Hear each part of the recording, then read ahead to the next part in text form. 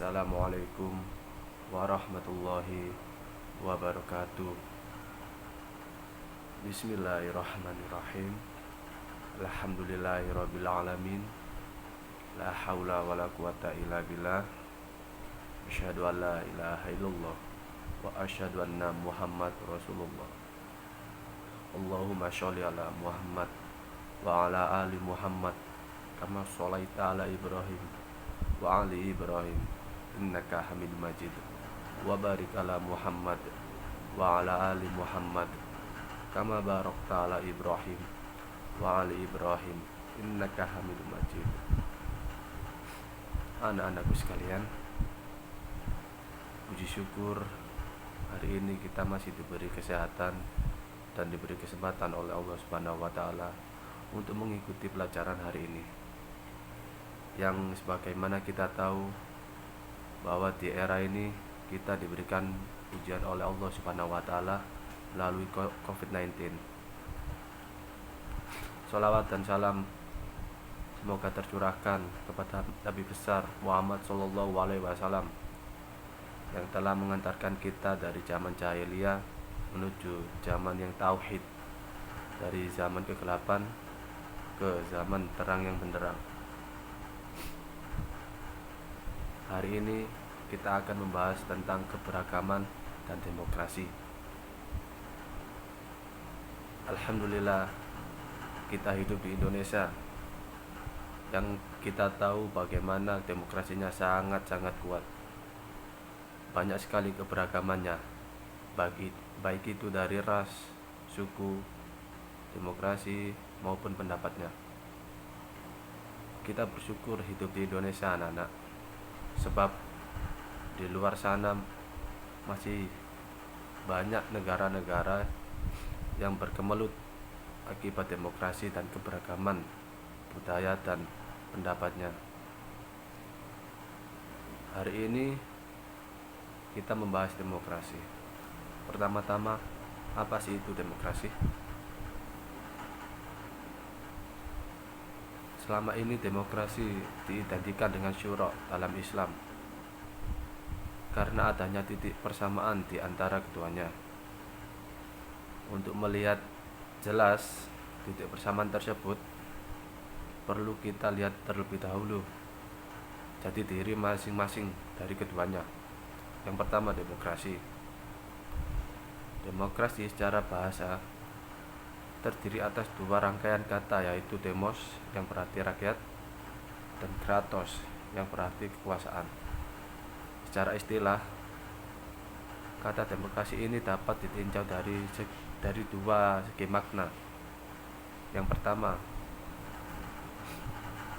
demokrasi dipahami sebagai suatu konsep yang berkembang dalam kehidupan politik pemerintah, yang di dalamnya yang terdapat penolakan terhadap adanya kekuasaan yang terkonsentrasi pada satu orang dan menghendaki peletakan kekuasaan di tangan orang banyak atau yang bisa disebut dengan rakyat, baik secara langsung maupun secara perwakilan.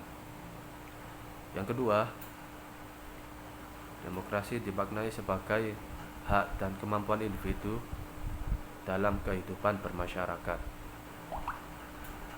Secara historis pula, istilah demokrasi memang berasal dari barat. Namun, jika melihat dari sisi makna, kandungan nilai-nilai yang ingin diperjuangkan oleh demokrasi itu sendiri sebenarnya merupakan gejala dan cita-cita kemanusiaan secara universal.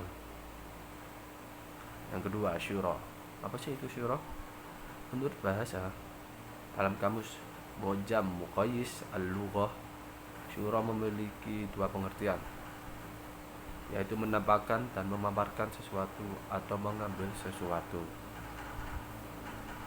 Sedangkan menurut istilah, beberapa ulama terdahulu memberikan definisi syura. Di antara mereka adalah Ar-Raghib Al-Asfahani, Ibnu Al-Arabi Al-Maliki. Di dalam kitabnya milik Ar-Raghib Al-Asfahani, dalam kitab Al-Mufradat fi Gharib Al-Quran, mendefinisikan syura sebagai proses mengemukakan pendapat dengan saling mengoreksi antara peserta syura. Sedangkan dalam kitab Ahkam Al-Quran yang dimiliki Ibnu Al-Arabi Al-Maliki mendefinisikan bahwa dengan berkumpul untuk meminta pendapat dalam suatu permasalahan, yang peserta syuranya saling mengeluarkan pendapat yang dimiliki. Sedangkan oleh pakar fikih kontemporer mengemukakan bahwa proses menelusuri pendapat para ahli dalam suatu permasalahan untuk mencapai solusi yang mendekati kebenaran itu menurut para fikih kontemporer. Yang ketiga yaitu titik temu atau persamaan antara demokrasi dan syura. Dari beberapa definisi syura dan demokrasi di atas dapat dilihat bahwa syura hanya merupakan mekanisme kebebasan berekspresi. Hal tersebut menjadi pertanda adanya penghargaan terhadap pihak lain, sementara demokrasi menjaga ruang lingkup yang lebih luas. Demokrasi menyoal nilai-nilai egaliter, penghormatan terhadap potensi individu, penolakan terhadap kekuasaan tiran, dan memberi kesempatan kepada semua pihak untuk berpartisipasi dalam pengurus pemerintah. Jadi demokrasi ini lebih menekankan rakyat untuk memerintah, tetapi melalui pemilihan. Namun demikian, pro kontra tentang demokrasi dalam Islam masih berlanjut. Oleh karena itu, untuk mempertajam analisis kalian dalam menyikapi konsep demokrasi, ada baiknya kalian mengenali lebih lanjut pandangan-pandangan para ulama tentang hal tersebut. Ini beberapa pandangan ulama ya dari buku ini, yaitu yang pertama dari Abdullah A'la Al-Maududi. Beliau secara tegas menolak demokrasi. Menurutnya, Islam tidak mengenal paham demokrasi yang mengenal kekuasaan besar kepada rakyat untuk menetapkan segala hal. Dan yang kedua, menurut Muhammad Iqbal. Menurut Muhammad Iqbal ini, sejalan dengan kemenangan sekularisme atas agama, demokrasi modern menjadi kehilangan sisi spiritualnya sehingga jauh dari etika. Lalu Iqbal menawarkan sebuah model demokrasi sebagai berikut.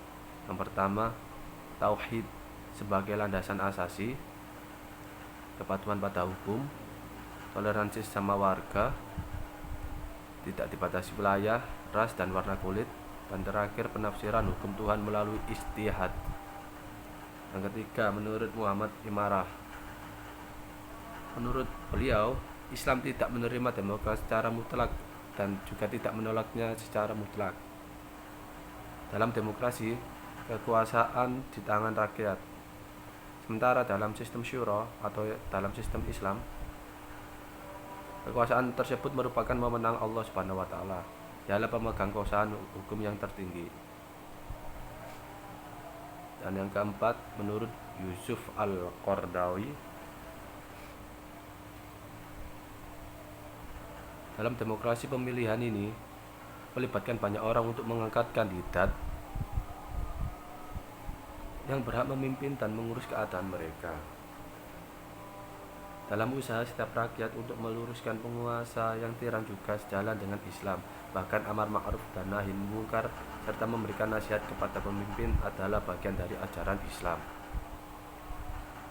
Yang kelima, yang terakhir, menurut Salim Ali Al-Bahasnawi, demokrasi mengandung sisi yang baik yang tidak bertentangan dengan Islam dan memuat sisi negatif yang bertentangan dengan Islam. Sisi baik demokrasi adalah adanya kedaulatan rakyat sesama, tidak bertentangan dengan Islam. Sementara sisi buruknya adalah penggunaan hak legislatif secara bebas yang bisa mengarah pada sikap menghalalkan yang haram dan menghalalkan yang haram.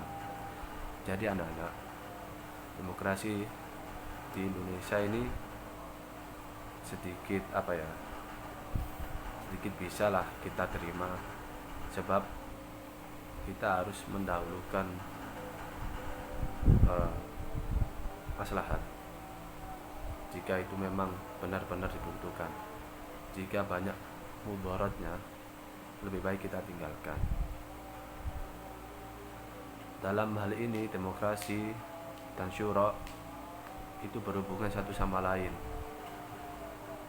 sehingga banyak hal yang bisa diraih dalam hal ini.